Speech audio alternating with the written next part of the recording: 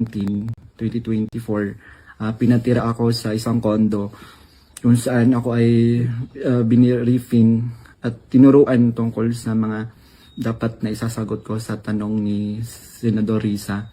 So sa araw ng hearing, umiyak ako dahil sa konsensya habang binabasa ko yung script na alam ko naman na hindi totoo at hindi ginawa ni Pastoro ng Kingdom.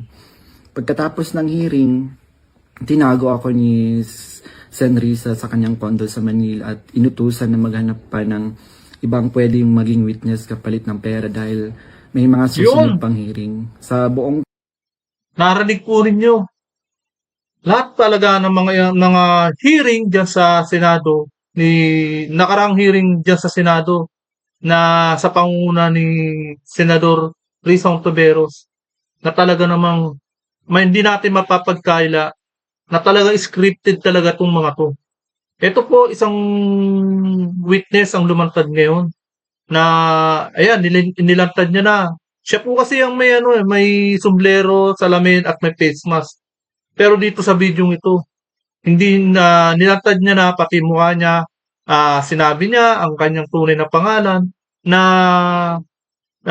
maliwanag na talagang sincere siya sa mga sinasabi niya. Kaya ito, nabulgar dito at nakonsensya ang isang witness na lumantad ngayon na witness ni Senador Risa Hontiveros na naging resource person yan sa hearing. Kaya nga, masakit po sa damdamin natin mga Pilipino na may mga senador talaga na nagagawa pa itong lokohin ang taong bayan. Kaya nga sila, nagsasalita sila para sa taong bayan, para sa taong bayan.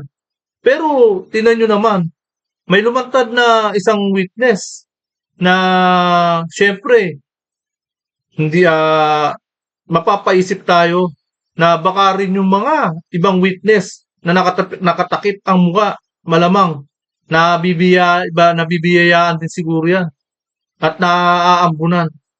Kaya inamin din nitong witness na to na malaki ang pagkakamali niya kay Pastor Kibuloy at syempre naidamay niya pa sa sinasabi niyang to sa bidyong ito si dating Pangulong Rodrigo Duterte at ang ating Vice President na Inday Sara. Kaya sa video po ito, welcome po muna sa aking channel at muling nagbabalik ang inyong lingkod, Pads Press TV. Kaya panoorin po natin ang video ito mula sa umpisa. si Michael Maurilio alias Rene, hindi po ako Ayan na. pinilit na magsalita ng katotohanan. Kusang loob ko pong inilalahad ang mga nagawa kong kasalanan at mga plano laban kay Pastor Apollo C. Kibuloy at sa Kingdom Ministry. Ako po yung witness, kinawang witness ni Sen Risa Hontiveros na nakatakip yung mukha. Pero ngayon, hindi na sapagkat nagsasabi na ako ng totoo. Binayaran po ako ni Sen Risa Hontiveros para mag-testify laban. Ayan po. Nako. Malinaw na malinaw, sinasabi niya na binayaran daw siya ni Risa Hontiveros. Talagang napakalupit na paratang ito para sa senador na nadilawan na senador na si Risa Hontiveros. Kaya ito po, tuloy po natin ang video. PRRD, VP Sara at kay Pastor Apollo C. Kibuloy. Lahat ng sinabi ko at kasama ko doon na nag-witness sa Senado ay ginawa lamang ni Sen Risa upang O yan po, maliwanag na maliwanag. Maliwanag pa sa sikat ng araw at maliwanag pa sa mineral water na sinasabi niya ay gawa-gawa lamang ito. sakin si Pastor at ang buong kingdom at kunin ang kanilang mga ari-arian. Ngayon po ay hinahanap at tinatakot ako ni Sen Risa. Ako po ay Imagine, pati yung ari-arian, gustong angkinin. Anong gusto nilang mangyari? Talagang gustong kamkamin na bukod sa pagiging sakim sa kapangyarihan at pati yung mga pag-aari ng iba ay gusto pang angkinin. Maliwanag na maliwanag po ang sinasabi ng witness na to. dating full-time worker ng Kingdom of Jesus Christ na pinamumunuan ni Pastor Apollo Kibuloy. Na-convert ako noong 2015 at naging full-time noong 2019 kung saan na-assign po ako sa Glory Mountain sa Davao City. Lumabas po ako ng 2021, ngunit nagpaalam po ako ng maayos at pinayagan naman ako ng Kingdom dahil may balak po akong bumalik pagkatapos ng ilang taon. Noong January 2024, nag-vlog po ako kasama ang isang ex-full-time na si Lawrence Capuno dahil nagsimula na noon yung unang pagdinig na sa Senado sa pangunguna ni Senrisa Ontiveros tungkol sa mga aligasyon ng sexual abuse at human trafficking na isinampalaban kay Pastor Apollo Kibuloy. Sa vlog na yun, pinasinungalingan namin yung mga claim ni Blenda Portugal alias Amanda at nung iba pa na pawang kasinungalingan lahat. Noong February 2024, kinontak ako ng isang ex-full-time na si Shishir Bandari at inalok na maging witness sa Senate investigation ni Senador Risa kapalit ng financial assistance. Pumayag ako. Nako, ito ba ang mga gusto nating iboto sa darating na 2028 na maging presidente? Ito bang klaseng taong ito na kagaya ni Risa Ontiveros na maging presidente ng Pilipinas? Nung una pa lang, itong 2022, nabudol na tayo. At itong pangalawa, si Risa Ontiveros, mabubudol na naman tayo na talagang walang ibang ginawa kundi ang pabagsakin ang mga ibang tao na gusto lang maglingkod sa taong bayan. Pero gusto pati pag-aari ng mga KOJC ay gusto pang angkinin. Talagang napakatindi. Dahil sa panahon din yun, nangangailangan din ako ng pera. Binigyan ako ni Shishir ng email ng opisina ni Senrisa upang magpadala ng formal na email. Kahit anong aking sabihin daw. Sabi niya kapag nakipag-usap ako sa kanila, sabihin ko lamang na taga-kingdom ako at lumabas na sa ministry at idagdag ko daw na sinasaktan ako ni pastor. So sa aking email, sinabi ko doon na galing ako sa kingdom at lumabas noong 2021. Ilang araw pagtatapos noon, kinontak ako ng isang staff ni Senrisa na si Fiona upang makipag-meet sa akin through video call. Sa pag-meeting namin kay Attorney J. Becama, Chief of Staff ni Sen. Ontiveros, pinagawa ako ng affidavit tungkol sa mga gawain ko sa loob ng kingdom, mga transaction at operation na kinasangkutan ko. Ang isinulat ko doon ay pawang mga personal kong experience lamang at wala akong binanggit na pananakit, sexual abuse o human trafficking sa aking salaysay. Matapos kong ibigay yung affidavit, muli kaming nag-meet ni Attorney Becama. Pagkaraan ng 2 araw, binigyan niya ako ng revised affidavit na naglalaman na ng mga karagdagang aligasyon ng pananakit ni Pastor na hindi ko naman naranasan o nakita. Kasama rin dito yung mali. Di ba? Grabe pagsisinungaling ng mga alipores ni Risa Ontiveros. Kaya may dami pa yung mga staff niya. Talagang pati yata abogado niya, kadami na rito.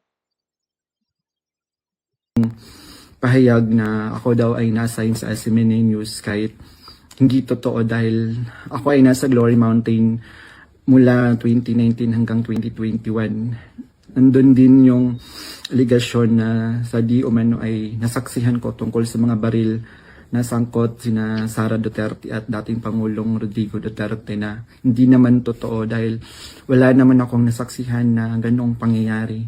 Pinilit din ako. Talagang may ipapaisip talaga tayo na talagang yung duktong-duktong eh. Kumbaga yung mga kaibigan at malalapit sa mga Duterte ay pinababagsak nitong si Risa Ontiveros. Kagaya na lang ni Kibuloy. Talagang ang target nila rito ay talagang mapabagsak si Inday Sara. Kaya ito nakarang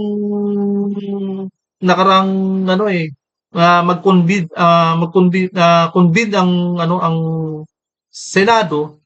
Talagang etong si Risa Ontiveros talagang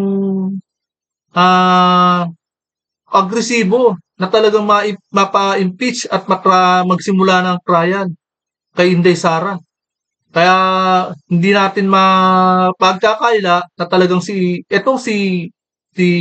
Risa Ontiveros ay talagang may plano na kumandidato at tumakbong presidente dahil gusto niyang pabagsakin si Inday Sara. Idagdag yung pangalan ni na Senador Bongo at Senador Bato de la Rosa sa affidavit kapalit ng mas malaking halaga ng pera. Pero hindi ko na sila isinama. Pati pa naman si Bongo tsaka si Bato de la Rosa, dinadamay pa nila. Kasi baka umattend sila sa hearing at magtanong at ma-corner ako. Yung pag-appear ko sa Senate ay may reward na 500,000 na ibinigay nila sa Ayan akin. po, malinaw na malinaw, 500,000. Tumataginting na 500,000. Pero barya-barya lang po yan sa kanila. Para sa mga kurak na mga gobyerno, barya lang yan. Bilyon-bilyon ang mga nawawala sa kaban ng bayan. Etong 500,000, sisiw lang. At dagdag na 500,000 nang isinama ko si Sara Duterte na total? at dating Pangulong Duterte. Total, 1 million. Sasama pa si Sara Duterte at dating Pangulong Duterte. So 1 million po lahat ang binigay sa akin. 1 million. Isang linggo before ang Senate hearing noong February 19, 2024, pinatira ako sa isang kondo kung saan ako ay biniriefing at tinuruan tungkol sa mga dapat na isasagot ko sa tanong ni Senador Risa. So sa araw ng hearing, umiyak ako dahil sa konsensya habang binabasa ko yung script na alam ko naman na hindi totoo at hindi ginawa ni Pastor Ron ng Kingdom. Kaya ngayon, nakonsensya na siya at ngayon niya nilalantad. Pero dapat nung una, ang ginawa niya, syempre, hindi maalis sa isipan natin na ebidensya muna ang mangyayari dapat. Kung ano yung mga ebidensya laban kay Risa Ontiveros, dapat may substansya, di ba? Kumbaga ito ay panlaban talaga sa mga politiko na corruption. Pero hindi natin masabi kung ano ang mga ebidensya na maaaring ilabas nitong witness na to. Kaya ito, tuloy po natin ang video ito. Pagkatapos ng hearing, tinago ako ni Sen Risa sa kanyang condo sa Manila at inutusan na maghanap pa ng ibang pwedeng maging witness kapalit ng pera dahil may mga susunod pang hearing. Sa buong taon ng 2024, nanirahan ako sa condo ni Sen Risa at nung January 2025, lumipat ako pansamantala sa isang safe house kung saan nakasama ko doon sina Mutabato at iba pang mga biktima ng extrajudicial killings. So, sa bawat research o information na aking naibibigay sa Senado, nakakatanggap ako ng rewards na 12,000. Ito lang. Etong inilalabas ng witness na to, na peking witness, na kumbaga ito ay magiging bawas sa pogi points o magiging bawas boto para kay Risa Ontiveros. Pero yung makita nating makakasuhan at malalantad yung mga anomalyang yan, hindi po. Talagang hanggat nandyan, nakaupo sa Senado, yung babae yan na si Risa Ontiveros ay hindi po matitibag yan. Pero sana, sa darating na mga election, magiging bawas pogi points para sa kanya to. Na ibinibigay ni Sen Risa sa pamamagitan ng kanyang staff na si Sir Ryan. So, sa kabilang sa mga na-research ko, nagawa kong research, yung inimbentong Angel of Death daw ng Kingdom na inimbento ni alias Jackson, si Edward Masayon. Kabilang doon yung na-research ko yung mga member at yung mga general na nag-courtesy call kay Pastor. Magkano rin kaya pala natanggap ng mga talagang mga nag-witness dyan? Yung mga resource person dyan, yung mga nakatakip ang muka, magkano rin kaya ang nadali din dyan? Magkano rin ang naambunan sa kanila? Yan ang katanungan. Nagtatanong lang po. Noong August 29, 2024, nag-dinner meeting kami nila Blenda Portugal alias Amanda kasama ang kanyang legal team na sina Attorney Joanna Paula Domingo at ng Office of the Special Assistant to the President at si Attorney Ian Intrina at yung kasama yung abogado ko na si Attorney Ange May Bagudyo sa isang hotel sa Quezon City. Pinagplano nila kung paano idiin ang kaso ni Pastor at ininggan niyo akong mag-file ng kaso. Sabi ni Attorney Domingo na mas maganda mag-focus kami sa human trafficking dahil mahina ang kaso sa sexual abuse. Sabi pa ni Attorney Domingo na matalik siya na kaibigan ni Attorney Pearl Angelica Canada na dating abogado ng Kingdom at dating namuno sa Jose Maria College. Ayon sabi ni Attorney Domingo, sabi sa kanya ni Pearl na umalis na sila sa Kingdom at alagaan mo daw si Amanda at siya na ang humawak ng kaso laban kay Pastor. Kasamang kanyang kapatid na si Attorney Lady Jade Canada at si Shishir Bandari sa US na nabanggit ko na kumontak sa akin upang siraan si Pastor. Dagdag pa ni Attorney Domingo na gumagamit sila ng private jet mula kay Secretary Antonio Lagdameo papuntang Davao para sa kaso ni alias Amanda dahil sabi ni Attorney Domingo ito ay para sa seguridad nila sapagkat may natatanggap daw silang security threat. Nung mga panahong iyon nagkaroon din kami ng Totoo ba yun? Magkakaroon ng pagbabanta? Samantalang sino ang magbabanta naman sa kanila? At saka yung fighter jet na yan. Baka yan siguro yung ginamit na makidnap si dating President Rodrigo Duterte. Baka yun yung ginamit papuntang dahig. Hindi kaya? pag-uusap ni alias Amanda si Blenda Portugal kung saan tinanong ko siya tungkol sa kalagayan ng kanyang kaso sa sexual abuse at human trafficking. Sinabi niya sa akin na mahina daw talaga yung kaso sa sexual abuse sa Pasig at gusto niya niyang sumuko.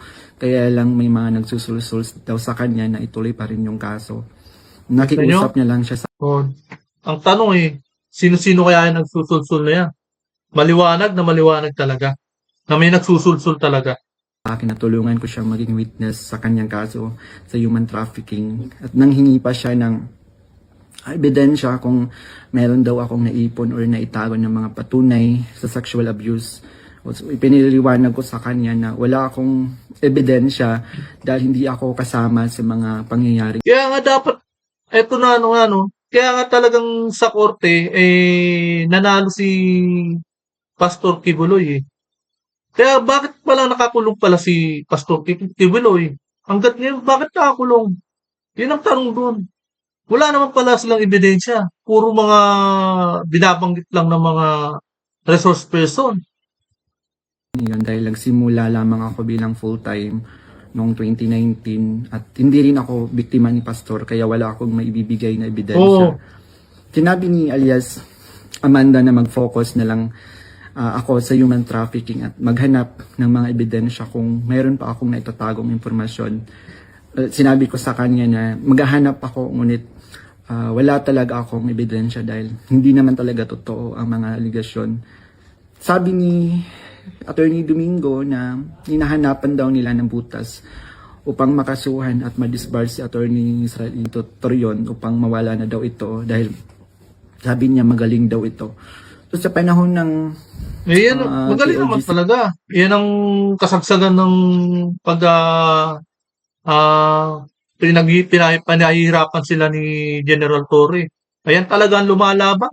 Si Atty. Torion. Kaya hanga rin ako dyan sa Davao City noong August 24 hanggang September 8, 2024. Everyday kami nagmi-meeting kasama yung mga staff ni Senrisa, yung PNP, CIDG, nandun yung US Embassy, yung NBI, ang Department of Justice at yung mga tumiwalag sa Kingdom mula sa Amerika na sina Ann Lagerder at Arlene Stone. Pinag-uusapan ang plano kung paano ma-extradite o ma-extraordinary rendition si Pastor sa US at paano pabagsakin ng Kingdom. Ang pangunahing pinag-uusap... Di ba sa US, binasura na rin ang kaso ni Kibuloy?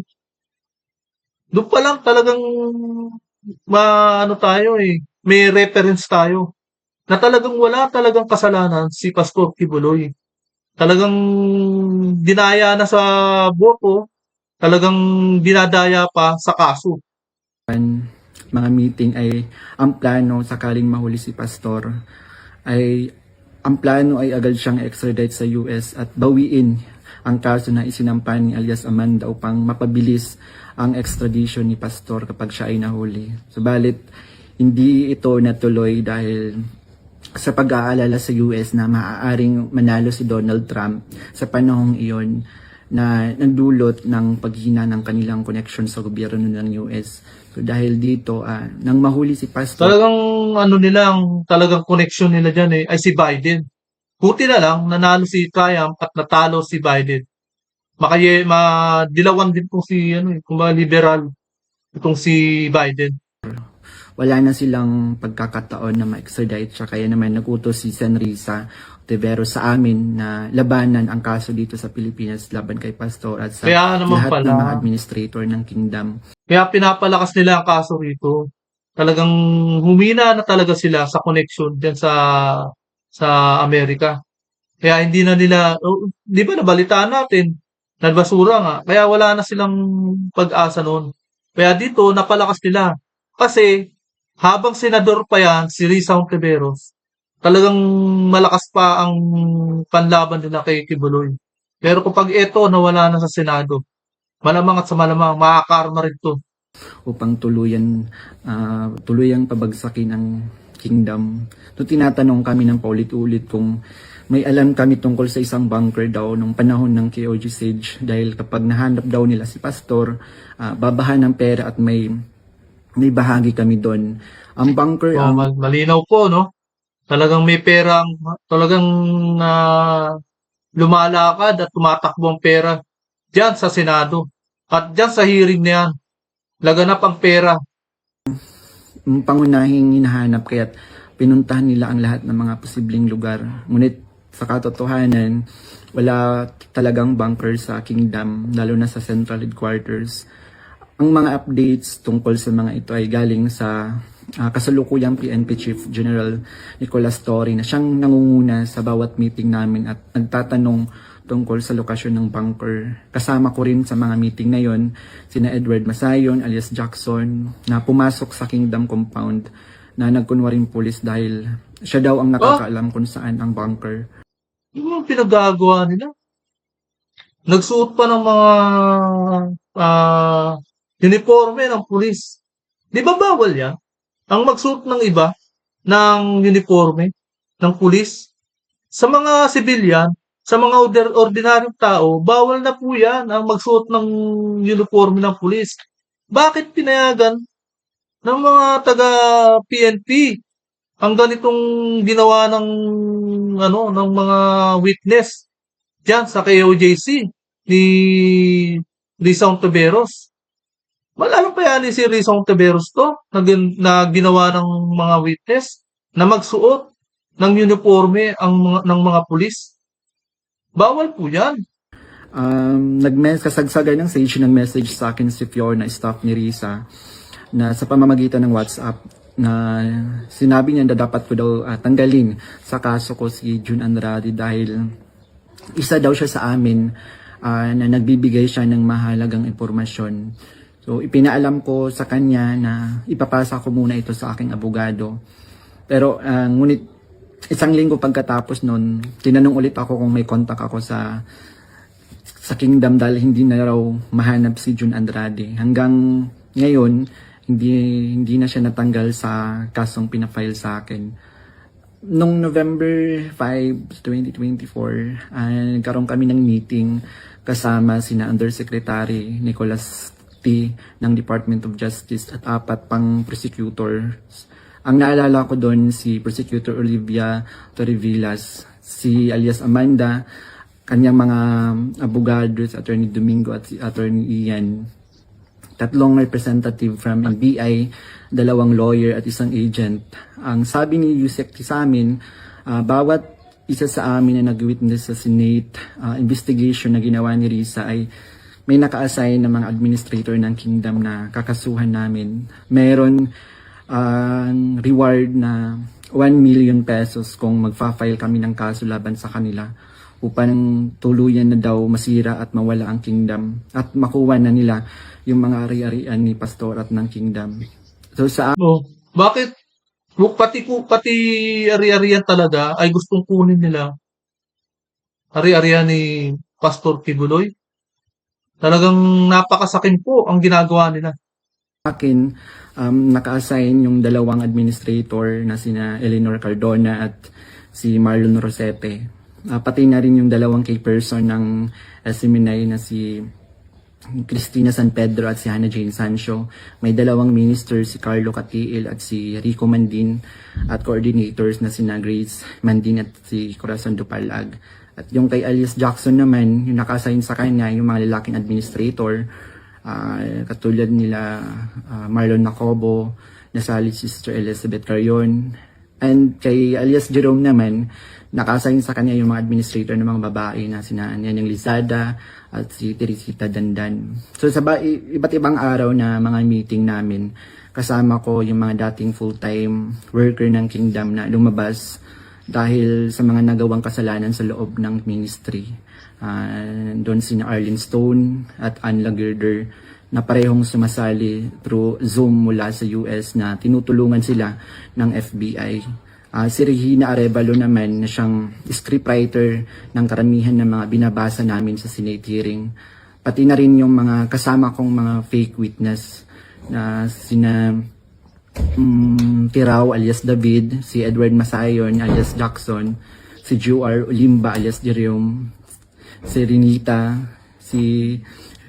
Hernandez, si Glenda Portugal alias Amanda, kasama yung Chief of Staff ng Office ni San Risa na si Attorney J. Becama at yung staff na si Fiona at si Faye. So hanggang sa ngayon, paggawa ko ng affidavit, patuloy ang surveillance at mga planong raid sa mga ari-arian ng kingdom, kabilang ang mga Kingdom Light Congregation sa iba't ibang bahagi ng Pilipinas, yung SMNI building sa Makati, yung KOG Central Headquarters sa Davao. Bukod dito, tinatarget din yung mga anak ng mga full-time miracle workers bilang mga biktima daw ng human trafficking at child abuse. Ngayon po ay lumalabas ako upang ilahad ang katotohanan na ang lahat ng ito ay gawa-gawang kaso at plano lamang pabagsakin si pastor at ang buong kingdom ministry at kunin ang kanilang mga ari-arian. Hindi ko na masikmura yung mga ipinapagawa ni San Risa na kasinungalingan at ang pamimilit niya na magsampa ako ng kaso kapalit ng pera. Wala pong ginawang mali si pastor sa akin. Puro kabutihan ang aking naranasan habang nasa loob pa ng kingdom. Lahat ng ito, sinabi ko ay upang ipagtanggol ang katotohanan kahit nakakatakot dahil sa mga malalaking tao yung sangkot. Pero ito na yung panahon upang tumindig para sa katotohanan at humihingi ako ng tawad sa kingdom family, lalo na kay Pastor Apollo Kibuloy sa mga nagawa kong mali at kasinungalingan. Ayan po, narinig po natin ang buong pahayag na di umano ay faking witness na ginamit ni Senador Risa Hontiveros. Ginamit lang po sila ni Senador Risa Hontiveros. At yan, napanood po natin ang video kung paano pasinungalingan at paano manduhan ang mga witness ni Senador Risa Hontiveros. At ang kasabihan po natin talaga, nasa huli ang pagsisisi. Ngayon niya na-realize na mali siya kung kailan sirang-sira na si Pastor Kibuloy at nasa dahig na si dating Pangulong Duterte. Pero may pag-asa pa naman tayo. Ito si Vice President Inday Sara na etong si Risa Hontiveros na nagpaplano at may ambisyon na kung saan gustong tumakbo sa 2028 na kaya nga nila gustong pabagsakin si Inday Sara, ang talagang malakas taong bayan. Napatunayan naman po 'yan sa mga nakarang ah, eleksyon ng pagkasenador, 'di ba? Pero ito po talaga ang masakit. Kung kailan huli na, saka pa siya nakonsensya. Dapat noong una pa, dapat hindi niya na 'yang ginawa para ito, umantong sa pagkakakulong ni Pastor Kibuloy, 'di ba? Tapos humantong pa sa kaguluhan diyan sa KOJC na talaga namang human rights ang violation ng pinagagawa ng mga pulis diyan. Napakasakit po sa taong bayan na merong ganitong mga tao na nasa bandang huli ang konsensya niya. Talagang lantaran po talaga ang mga sistema na kabulukan sa ating bansa.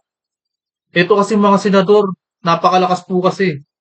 Sila talaga yung talagang may hawak pagka gusto nilang ipatawag sa hearing. Eh lalong-lalo na kung kongreso na gusto nilang pamumulitika lang talaga ang ginagawa. Wala nang nagawa sa mga batas. Puro gastos na ng pera.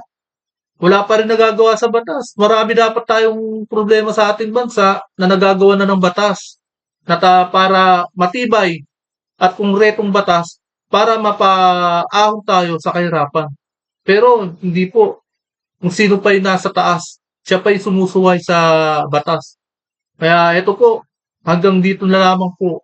At kung hindi ka pa nakakapag-subscribe, please subscribe my channel para lagi kang updated sa bawat upload ko. Maraming salamat po.